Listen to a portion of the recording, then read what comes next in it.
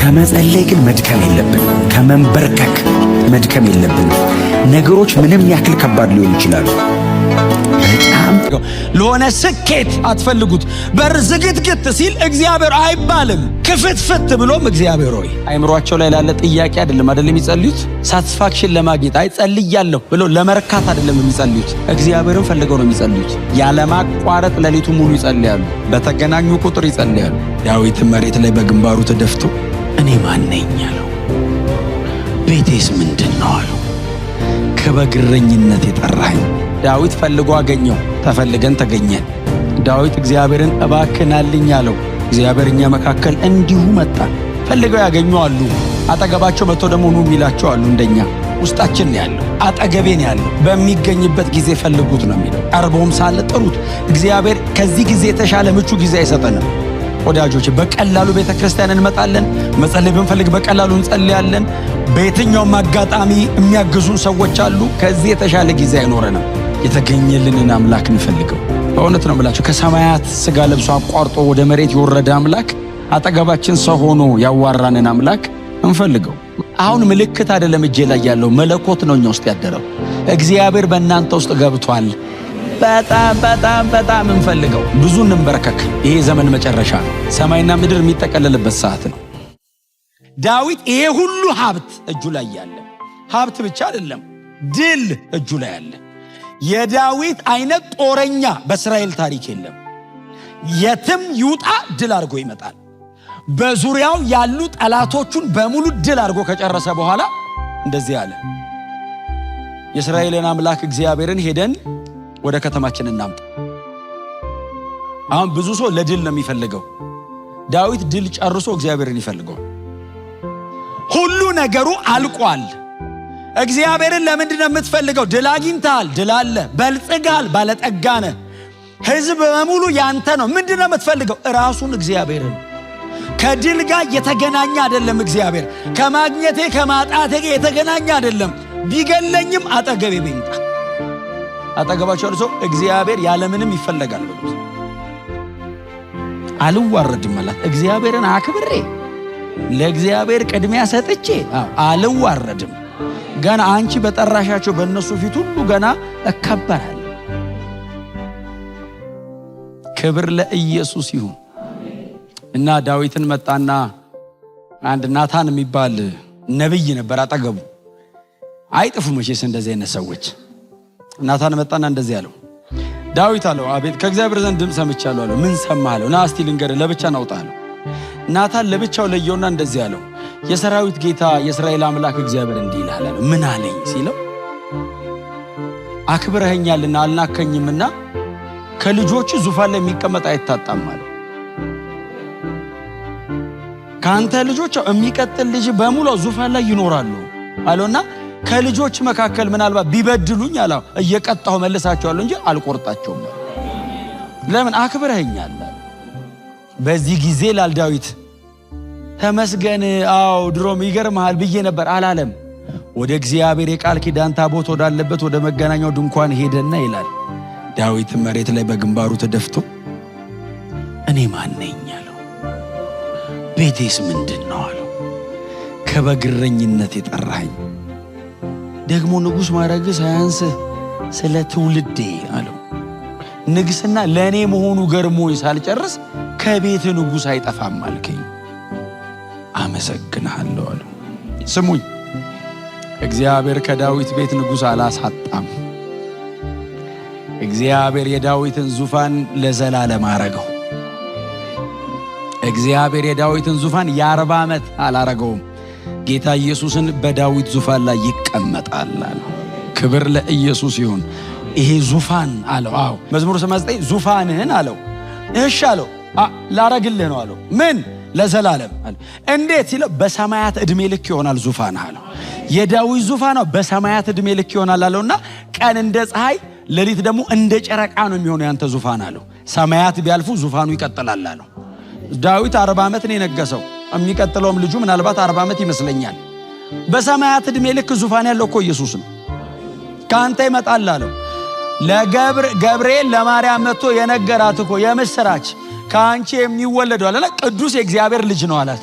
ምን? ይላል። ቅዱስ የእግዚአብሔር ልጅ ምን ላይ ይቀመጣል ታዲያ? የእግዚአብሔር ልጅ ወርዶ መርስ በአባቱ በዳዊት ዙፋን ላይ ቅዱስ የእግዚአብሔር ልጅ የተቀመጠው በዳዊት ዙፋን ላይ ነው። እሱን ተውት። ተመልሶ አሁን ይመጣል ኢየሱስ። ተመልሶ ሲመጣ በዳግም ምጽአቱ የዳዊት መክፈቻ በእጁ ላይ ያለው ነው።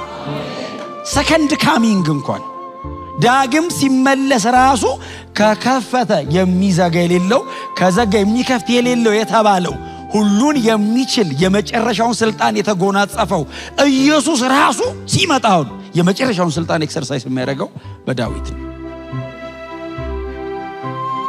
humble yourself ትሁት መሆን፣ ለእግዚአብሔር ቅድሚያ መስጠት፣ ራስን ማዋረድ፣ እግዚአብሔርን መፈለግ። ክብር ለኢየሱስ ይሁን። ይሄ ሰው ይሄ ነው ስራው እንጂ በዳዊት ሕይወት ላይ ያለ ድካም ምናልባት በሳኦል ሕይወት ላይ የለም። ሳኦል የሳተው ትንሽ ቦታ ነው አይደል? እኔ ያነበብኩትን ነው፣ እናንተ በጣም ታጠናላችሁ። እኔ አሁን ያነበብኩት ሳሙኤልን ቀድሞ መስዋዕት አረገ። በእርግጥ የማይሳት ነገር ነው የሳተው። አንድም ሲስት እስከ መጨረሻ ነው የሚስተው። ዳዊት ሄድመለስ ነው። ለንሳ ይመቻል ዳዊት። የሳኦል እኮ አይመችም ለንሳ። ሰውየውም ንሳ የሚገባ አይደለም። በእርግጥ ግን ከሳተ በኋላ ጥቅስ ፈልጎ አረጋግጦ ነው በዛው የሚቀጥለው እንጂ አው ተሳሳትኩ አይልም። ሳሙኤልን ቀድሞ መስዋዕት አድርጎ ምናምን ጠበቀው ያለው ትንሽ ብትታገሰኝ ምን አለ? ምን ነው አለ? ጥቂት ደቂቃ እንዴ ያኔ እየመጣው ነው አልኩ አይደል እንዴ ያለው።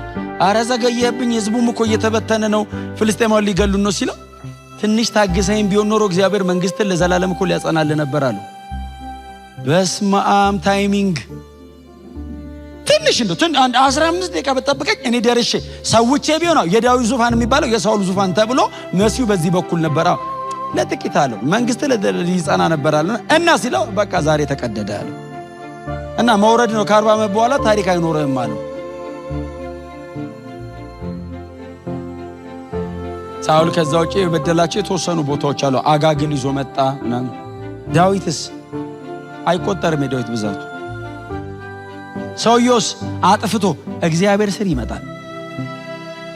ዳዊት በድለኛል ሲለው በምሳሌ ነው የሚያስረዳው። አንድ ትንሽዬ በግ የነበረችው አንድ ሰው ነበር፣ ብዙ የነበረው ደግሞ ሌላ ሰው ነበር። ትንሽዬ በጉን ወስዶ አረደበት፣ እንደዚህ ያደረግበት ሲል አለ ዳዊት። እና ናታን በጣም ጥበበኛ ነብይ ነውና እንደው ፍርድ አንተ አሁን ብትሆን ፍርዱ ላይ የተቀመጥከው ምን ተለይ ይገደል ነው የምለው አለ። አንተ ነህ ያሰውያለሁ እንዴ ሁሉ ነገር እያለ የዛን የኦሪዮንን ሚስት ወስደህ አንተ ማስገደል አንተ እኮ ነህ ሲለው ዳዊት ደሞ እንዳንተ አይነት አገልጋይ አይደለም ያለው። በእግዚአብሔር ስር ሄዶ ወደቀ። በሰውም እጅ ላይ እንዳጥለኝ ለጠላቶችም እንዳሰጠኝ አንተ የፈለከውን አድርገኛለሁ። አጥፍቶ እግዚአብሔር ስር ይደበቃል። አንተ ልጅ አጥፍቶ ሮጦ ስር ቢገባ ምንድነው የምታደርገው? መምታት ነበር። እግዚአብሔር እንደዛ ብሎ ሲያልፍ ማለት ነው ከሕጉ በላይ ፍቅር እንዲያሸንፈው ያደርገዋል። እግዚአብሔርን መፈለግ በዚህ ልብ እፈልግሃለሁ ማለት ብቻ ሳይሆን በዚህ ልብ መፈለግ፣ በዚህ ልብ መፈለግ፣ ቅድሚያ ለእግዚአብሔር ብሎ መፈለግ፣ በህይወቴ የመጀመሪያ እግዚአብሔር ነው ብሎ መፈለግ። መሲያዊ ግንድ ውስጥ አስገባው ይህን ሰውዬ። አያችሁ ዳዊት ፈልጎ ጎትቶ ከቂርያት ያሪም ከበዓል ጎትቶ እግዚአብሔርን አመጣ። ጎትተን አይደለም ያመጣ ነው፣ እንዲሁ ወረደ ኢየሱስ እንዲሁ። ለዚያውም ሲመጣ ወደ ገዛ ወገኖቹ መጣ ብሎ የገዛ ወገኖቹ አልፈለጉትም፣ አልተቀበሉትም። ዳዊት ፈልጎ አመጣ። ኢየሱስ ፈልጎን መጣ። እባካችሁ እኔ ነኝ ሲል እምቢ አለ። በግድ አሸንፎን መጣ። ሰብሮን ገባ። መስቀል ላይ እርቃኑን ስለ ኃጢአታችን ሞተ። ሰማይ ወደ መሬት ወረደ። ታረቀን። ኑ ወደ እኔ። ዳዊት ፈልጎ አገኘው፣ ተፈልገን ተገኘን። ዳዊት እግዚአብሔርን እባክናልኝ አለው። እግዚአብሔር እኛ መካከል እንዲሁ መጣ። ፈልገው ያገኙ አሉ፣ አጠገባቸው መጥቶ ደግሞ ኑ የሚላቸው አሉ። እንደኛ ጌታ ኢየሱስ ክርስቶስ ሥጋ ለብሶ መሬት ላይ ወርዶ እወዳቸዋለሁ ብሎን አይደለም የሚሄደው። የመፈለጉ ልክ እምቢ እያልኩት ኃጢአቴን ተቀበለኝ አምጣው ሞት ይገባል፣ አምጣው ለሞትልህ እኔ ተቀበለኝ። ኃጢአቴን እላዩ ላይ አድርጎ ሞተልኝ። ይሄ አልበቃው። ኢየሱስ ወደ መሬት ሲመጣ ሰማይ ወደ ምድር ነው የወረደው። ሰማይ ከምድር ጋር ለመታረቅ መፈለጉን ያየነው ኢየሱስ ወደ ምድር ሲመጣ ነው። ከዛ ኢየሱስ ደግሞ ከመሬት ወደ ሰማይ ሲሄድ ደግሞ በምድር ያሉትን ደግሞ ሊጠቀልል እግዚአብሔር እንደፈለገ ደግሞ አሳየን። ይሄኛው መምጣቱ የሚቀጥለውን ዘጸአት ደግሞ በክርስቶስ ኢየሱስ ደግሞ ወደ አብ ማድረግ ረጋገጠልን። ይሄ አልበቃ አለው። የኢየሱስ ከመሬት ወደ ሰማይ መሄድ ምድር ከሰማይ ለመታረቅ መፍቀዱን የሚያሳይ ብቻ አይደለም። መንፈስ ቅዱስ እንደገና ከሰማይ ወደ ምድር ወረደ፣ በነፃ ወረደ። እንዲያው በነፃ እንደውም ይሄን ሳምንት በታሪክ መካከል ይሄ ሳምንት እንደውም የመንፈስ ቅዱስ ሳምንት ተብሎ ነው የሚከበረው። የጰራቅሊጦስ መንፈስ ቅዱስ የወረደበት ሳምንት ተብሎ የሚከበረው ይሄ ሳምንት ነው። ባይዘው በታሪክ እንደ ፕሮቴስታንት ማለት ነው። መንፈስ ቅዱስ እንዲሁ መጣ። ያለ አምላክ ይፈልጋል። አጠገባችን ያለ አምላክ ይፈልጋል። በውስጣችን ያደረ አምላክ ይፈልጋል። የጠፋ አምላክ አንፈልግም። ውስጣችን ነው ያለው፣ አጠገቤ ነው ያለው። በሚገኝበት ጊዜ ፈልጉት ነው የሚለው። ቀርቦም ሳለ ጥሩት። እግዚአብሔር ከዚህ ጊዜ የተሻለ ምቹ ጊዜ አይሰጠንም ወዳጆች። በቀላሉ ቤተክርስቲያን እንመጣለን። መጸለይ ብንፈልግ በቀላሉ እንጸልያለን። በየትኛውም አጋጣሚ የሚያግዙን ሰዎች አሉ። ከዚህ የተሻለ ጊዜ አይኖረንም። ምናልባት ሳምንቱ ሙሉ እንደዚህ እየሰበሰበ የሚሞላን፣ ሳምንቱ ሙሉ የሚያስተምረን፣ ሳምንቱ ሙሉ የምንጸልይበት እድል እግዚአብሔር የሚሰጠን ለሆነ ቀን፣ ለሆነ ዘመን፣ ለሆነ ጊዜስ ቢሆን። ዳዊት በጣም ጥበበኛ ሰው ነው። ክፍተት ህይወቱ ላይ ሲመጣ እግዚአብሔር ይምጣልኛል። ልክ ከጠላቶቹ ሲያርፍ በውጊያ መካከል እንደሚገባው አድርጌ አላመጣውም ማለት። ልክ ሲያርፍ ድል በድል ሆኖ እስራኤል ወርቅ በወርቅ ሆና ስትጨርስ ግድግዳው ሁሉ በወርቅ የተለበጠ፣ ዙፋኑ ሁሉ በወርቅ የተለበጠ ነው ዳዊት። በዚህ አይነት የብልጽግና ጠርዝ ላይ ቆሞ አምላኬን እግዚአብሔርን አምጣው። ፈልገው አግኝተው አምጥተውታል። የተገኘ መፈለግ ቀላል ነው ማለት ነው። በዚህ ሁሉ ዋጋ መክፈል ውስጥ የፕሮቶኮሉ አበዛዝ እናንተ ዘሌዋውያንና ዘሁልቅ ላይ ብታነቡት እግዚአብሔርን ከአንድ ቦታ ወደ አንድ ቦታ ለማምጣት የሚደረገው ፕሮቶኮል ሚስ ይደረጋል ባይዘው እያንዳንዱን ጠብቆ መጨረስ በተለይ ለኛ ደግሞ ይከብደናል። እስራኤላዊስ እሺ ያጠናዋል ቁጭ ብሎ፣ ለኛ ይከብደናል። እኛ አሁን አንድ ጥቅስ አሁን በቃሉ የሚሸመድድ እኮ አስጨናቂ ነገር። አንድ ጥቅስ እኮ በቃ እግዚአብሔርን ለማምጣት እኮ ስንት ምዕራፍ መሰላችሁ? ዘሌዋውያንና ዘሁልቁ ላይ ያለው ይሄን አርጉ ይሄ እንትኑ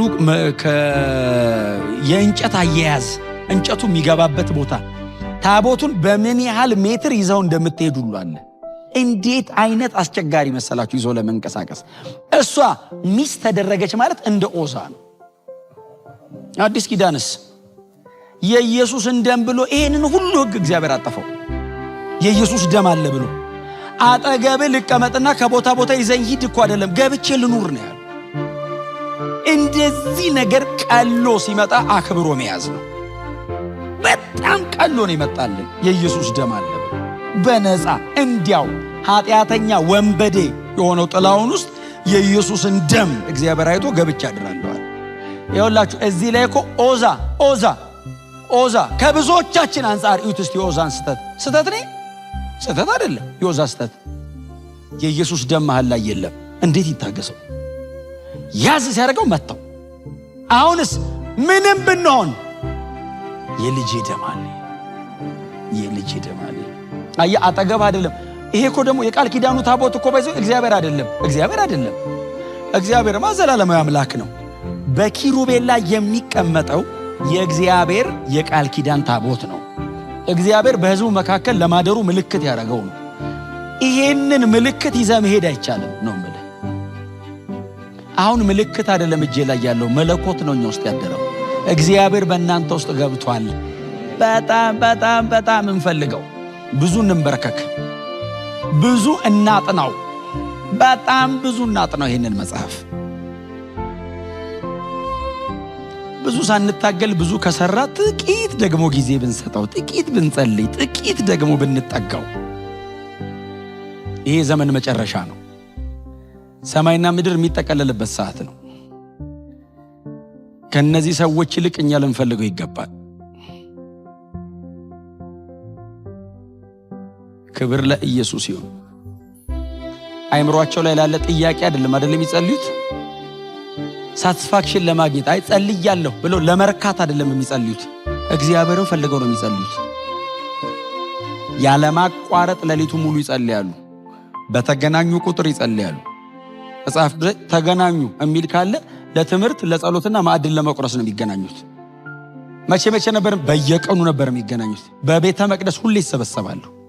ሁሌ ሲጸልዩስ ጸልየው ተበተኑ አይልም። የነበሩበት ቦታ ተናወጠ ይላል። መንፈስ ቅዱስ በላያቸው ላይ ወረደ ይላል። ሁሌ እግዚአብሔር ይሄንን ምርኮ ለቤተ ክርስቲያን ይመልስ። በእውነት ነው የምላችሁ። ለፕሮግራም መተን ከዛ ቻው ከዛ ሌላ ህይወት እንደገና እንደዚህ አይነት ነገር መቆም አለበት። ሙሉ በሙሉ በእግዚአብሔር መገኘት ውስጥ መስመጥ፣ በህልውና ውስጥ መግባት፣ መንገድ ላይ ስትሄዱ ከመንፈስ ቅዱስ ጋር እያወራችሁ መሄድ፣ እየጸለያችሁ መሄድ፣ ስትገናኙ ከሰው ጋር የእግዚአብሔርን ቃል ማውራት፣ የእግዚአብሔርን ቃል መጫወት፣ መዘመር፣ መጸለይ፣ ማጥናት። የእግዚአብሔር ቃል ምን ይላል? ምን አነበባ? አሁን ድሮ ሲገናኝ ሰው ምን አጠና ዛሬ ትባባሉ። ምንድን ነው ጠዋት ስትነሳ ምን አነበብክ? ስትጸልይ ምን ጌታ ምን አለ እንባባል። አሁንስ ህይወት እንዴት ነው? ለጠቅላላው ነው የምንጠይቀው። ለየለት ትተነዋል። ጌታን የተቀበለ ሰሞን ጸልዮ ሊሆን ይችላል። እግዚአብሔር ምርኮ ይመልስልን። በእውነት እየተገናኘን እንጸልይ። እስቲ ሰበብ እየፈጠራችሁ ጸልዩ። መጸለይ ካቃተ ና እንጸልይ ብለህ ተንበርከከ ዝም በል። ያግዛሃል መንፈስ ቅዱስ። አንዱ ለሌላው ይጸልይ እኮ ይላል። እናን ዝም ብላችሁ አንዱ ለሌላው ይጸልይ ሳይሆን የምታምኑት የምታውቁትን ሰው እስቲ ና እንጸልይ ብላችሁ ጸልዩ። ቤታችሁ አብራችሁ ጸልዩ። ጸሎት አይቋረጥ። እግዚአብሔርን የምንፈልግበት አንዱ መንገድ ይሄ ነው። የምናገኝበት ከእግዚአብሔር ጋር ህብረት የምናደርግበት። ክብር ለኢየሱስ ይሁን። የቃል ኪዳኑን ታቦት ይዘውት ሲወጡ እግዚአብሔር በመካከላቸው እኮ አለ። ምዕራፍ 5 ላይ እኮ ድል የሰጠው እኮ እግዚአብሔር ነው። ተዋግቶ ያመጣው ድል አይደለም የምዕራፍ 5ቱ ድል። ምዕራፍ 6 ግን የቃል ኪዳኑ ታቦት ሲገባ የተለየ አይነት ሴሌብሬሽን። ለምን መጣልን? ክብር ለኢየሱስ ይሁን። ለእግዚአብሔር እንደምትመች አድርጎ ከኢያቡሳውያን እጅን ያስለቀቃት ኢየሩሳሌምን ከፍታ ቦታ ላይ ነው ያለችው። በኋላ ነው ንጉሥ ሰለሞን መጥቶ ወደ ሰሜኑ መስፋፊያ ያደረገ። ከዛ ውጪ ጠበብ አድርጎ ነው የሰራት ዳዊት። በዚህ በኩል የቄድሮን ሸለቆ አለ፣ ከታች ደግሞ አንድ የሄኖን ነው ምናምን የሚባል ደግሞ ሌላ ሸለቆ አለ። የተከበበች ናት፣ ከፍ ያለች ናት ከተማ። የእግዚአብሔር ቃል ኪዳን ታቦት እዚህ ነው መኖር ያለበታል። ምዕራፍ 7 ላይ ደግሞ ስታነቡ የእግዚአብሔር ታቦት መጥቶ አደረልኝ አንድ ነገር ነው። ከዛስ እኔ እዚህ የመሰለ ያማረ ቤተ መንግሥት ውስጥ ተቀምጬ የእግዚአብሔር ቃል ኪዳን ታቦት እዚህ ድንኳን ውስጥ ያድራል አለ። በፍጹም ይሄማ የሚሆን አይደለም ብሎ ካልሰራውልህ ቤት አለው። ተኝቼ አላድርም አለ እግዚአብሔር ድንኳን ውስጥ እያደረ። ከዛ ሊሰራ ሲል እግዚአብሔር ደግሞ መጣና ያው እንደ ዳዊት አይደለም እግዚአብሔር እንደመጣቁት ስራልኛ አይልም። ዳዊት አለው አቤት አለው። እኔ በሰጠው አቅም አለው ከጥግ እስከ ጥግ አንተ ጦርነት ውስጥ ነው የኖርከው አለው። እጅ ላይ ደም አለ። እጅግ በጣም ወድሃለሁ አለው። አምጥተኸኛል፣ በቃ አንተ አትስራቶ። ታዲያ ድንኳን ውስጥ ልታድር ሲለው ልጅ ሰለሞን ይሰራዋል፣ ዘሪ ይቀጥላል ብዬ የለ እንደ ዙፋን ላይ ያለው። አንተ ብቻ የምትቆረጥ ቢሆን አንተ ትሰራልኝ ነበር። የሚቀጥለውም ያንተው ነው አለው። ሰውየው ፈልጎ ማምጣት ብቻ ሳይሆን ደግሞ ያለውን በሙሉ ለእግዚአብሔር ማቅረብ ፈለገ። ልስራልህ ቤት አለው። ዳዊት ቢሰራው አስባችሁት? ለነገሩ ሰለሞን የሰራው ዳዊት ያመጣው። ዳዊት ነው አይደል አስቀምጦለት የሞተው። ዝግባ ወርቅ በሙሉ ሰብስቦ እኔ ባልሰራልህ አለው። መስሪያውን ላምጣዋል። ክብር ለኢየሱስ። ደግሞ መስሪያ ለማምጣት ብሎ ደግሞ ሲዋጋ ኑር እንዴ ብሎ እኮ በቃ ተዋግታል ብለኛ አለው። በነካ እጄ ልጨርስ ብሎ ተዋግቶ ጥርግርግ አርጎ አምጥቶ አስቀመጠ። ሰለሞን የሰራው ምንድነው? ስትራክቸራል እንትኑን አመጣ አቆመ። በቃ ሰለሞንም በጣም ማይቲ ነው። በጣም ማይቲ ነው። በጣም በምድር ላይ የዳዊት ልጅ መሆኑ እኮ ነው። እንደዚህ አይነት ጥበበኛ የለ። የሚያምር ቤተ መቅደስ እጅግ በጣም ግዙፍ በኋላ ናቡከደነጾር መጥቶ ያፈረሰው ቤተ መቅደስ ሰራለት። የኛ ሀገር ሴት ማን ነው ስሟ? ሄደችው እዛ ሳባ ሄዳ እኮ በቤተ መቅደስ እኮ አይደለም እኮ በደንገጡር አቋቋም የሰው አቋቋም ራሱ ምን አይነት ነው አለች። ቤተ መንግስቱ ቤተ መቅደሱ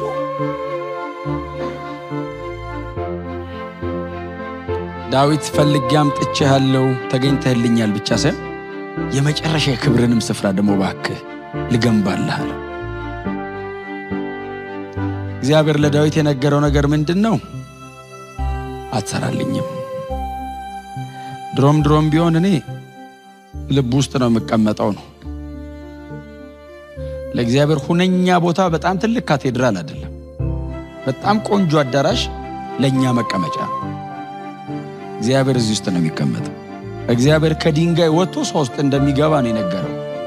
አይቶዋል፣ አይዞሃል፣ ይህም ተስማምቶኛል። እኔ እናንተ ባለን ጤናማ መስመር ነው የምኖረው አለ። ክብር ለኢየሱስ ይሁን። እግዚአብሔርን እንፈልገው ወዳጆቼ። መልእክቴ ናት ዛሬ። እግዚአብሔርን እንፈልገው። ምንም ከፍለን እግዚአብሔርን ካገኘ ነው ያዋጣል። ምንም ከፍለን ምንም አርገን ዳዊት ይሄ ሁሉ የሰባ ፍሪዳና ጥጃ ይሄ ሁሉ ጠቦት እንዴት ይታረዳል አይደለም ያለው። አንተ ከመጣህ አለው ምንም አረጋለሁ።